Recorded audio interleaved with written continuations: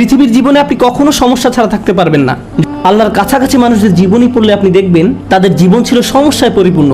যখন মানুষ আপনাকে বলতে থাকে আল্লাহ তোমাকে অপছন্দ করেন, তাই তোমার জীবনে এসব ঘটছে, বিপরীতে আপনিও ভাবতে শুরু করে দেন আল্লাহ মনে হয় আমাকে শাস্তি দিচ্ছেন। আমাদের সবারই জীবনে কোনো না কোনো সমস্যা রয়েছে যা আমাদের শান্তিতে ঘুমাতে দেয় না। আর আমরা ভাবতে থাকি ওহ ভাই, যদি এই সমস্যাটা চলে যেত অনেক ভালো থাকতাম। কিন্তু জানেন কি হয়? যদি এই সমস্যাটা চলে যায়, পরবর্তীতে আরেকটা এসে হাজির হয়। আর যখন নতুন সমস্যা এসে দেখা দেয়, আপনি ভাবেন পূর্বের সমস্যাটা আরও সহজ ছিল। এটা তো অনেক বড় সমস্যা। আপনি যদি আল্লাহর উপর ভরসা রাখতে পারেন, আল্লাহ আপনাকে কি দিবেন? তিনি আপনার সমস্যা শেষ করে দেন না। এই পৃথিবীর জীবনে আপনি কখনো সমস্যা ছাড়া থাকতে পারবেন না। যদি সমস্যা চলে যেত, তাহলে ইয়াকুব আলাইহিস সালামের জন্য আমাদের তুলনায় অনেক আগেই সেটা দূর হয়ে যেত। যদি ঈমান থাকার মানে হয় আপনার কোনো সমস্যা থাকবে না, তাহলে মরিয়ম আলাইহিস সালামের কোনো সমস্যা থাকা উচিত ছিল না। রাসূল সাল্লাল্লাহু আলাইহি সাল্লামেরও কোনো সমস্যা থাকার কথা ছিল না। আল্লাহর কাছাকাছি মানুষদের জীবনী পড়লে আপনি দেখবেন তাদের জীবন ছিল সমস্যায় পরিপূর্ণ, বড় বড় সমস্যা। আর আপনি শুধু এই সমস্যাগুলোর কথাই পড়ছেন। আপনি পড়ছেন তারা কিভাবে একটা সমস্যা থেকে আরেকটা সমস্যা জীবন অতিবাহিত করে গেছেন। আল্লাহর একজন মহান রসুল ছিলেন ইউসুফ আলাইহিস সালাম। তার জীবনের দিকে তাকালে দেখবেন ছোটবেলা থেকেই তিনি সমস্যায় আক্রান্ত ছিলেন। তাহলে আমি এই প্রশ্নটি বারবার করছি, আল্লাহ তাহলে আপনাকে কি দিচ্ছেন? আপনার জীবনের অতি ভয়াবহ সমস্যার সময় যখন আল্লাহর উপর পূর্ণ বিশ্বাস রাখেন, এর বিনিময়ে আল্লাহর কাছ থেকে কি পাবেন? যখন মানুষ আপনাকে বলতে থাকে আল্লাহ তোমাকে অপছন্দ করেন, তাই তোমার জীবনে এসব ঘটছে, বিপরীতে আপনিও ভাবতে শুরু করে দেন আল্লাহ মনে হয় আমাকে শাস্তি দিচ্ছেন, তাই আমার জীবনে এসব বিপদ আপদ ঘটছে।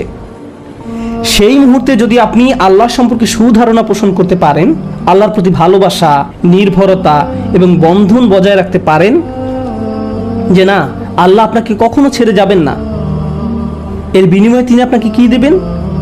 তিনি সে লোকের হৃদয়কে পথ দেখান। আমি আপনাদের গ্যারান্টি দিচ্ছি, যদি আপনার সমস্যা চলে যায়, যদি সে সমস্যাটা অর্থ সংক্রান্ত হয়ে থাকে, এরপর অর্থ আসতে থাকে, যদি এটা পারিবারিক সমস্যা হয়ে থাকে এবং সমস্যাটা দূর হয়ে যায়, এই দুনিয়ার কোনো অর্জনই সেই একটা গিফটের তুলনায় কোনো মূল্য বহন করে না। আর সে একটি গিফট হলো ইয়াহদি কলবাহু, তিনি সে লোকের হৃদয়কে পথ দেখান। আপনার অন্তরে প্রশান্তি থাকবে। জীবনে যাই ঘটুক না কেন, আপনার মুখে তখনও হাসি থাকবে। তখন মানুষ আপনার দিকে তাকিয়ে বলবে, আরে তুমি হাসছো কেন? তুমি কিভাবে ঠিক আছো? দেখো না তোমার কি অবস্থা হয়েছে। আপনি তখন বলবেন হ্যাঁ, সব ঠিক আছে। যদি আপনি এই আচরণ রপ্ত করতে পারেন, এমন অনেক মানুষ রয়েছে যাদের টাকার কোনো অভাব নেই, তারপরেও তারা ঘুমাতে পারে না।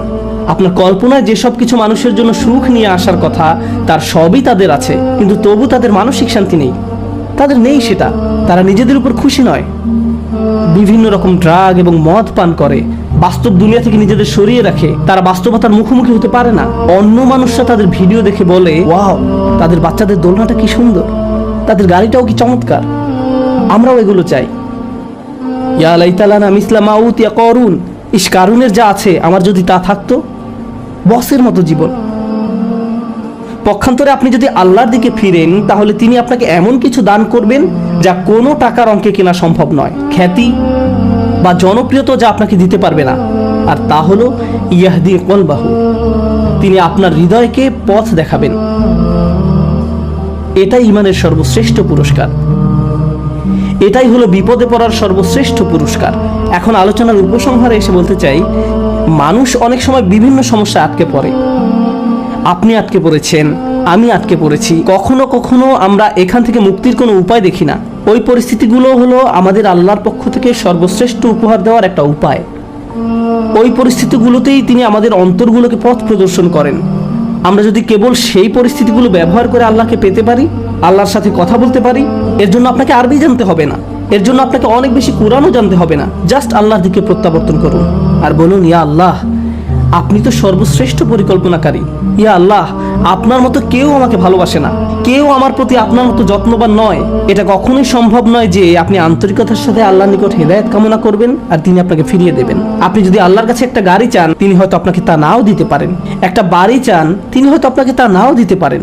আপনি যদি তার নিকট আপনার রোগ ভালো করে দেওয়ার জন্য দোয়া করেন, হয়তো তিনি ভালো করবেন অথবা ভালো করবেন না। কিন্তু একটি বিষয়ে নিশ্চিত তিনি আপনাকে দিবেন, যদি আপনি আন্তরিকতার সাথে প্রার্থনা করেন, আর তা হলো হেদায়েত।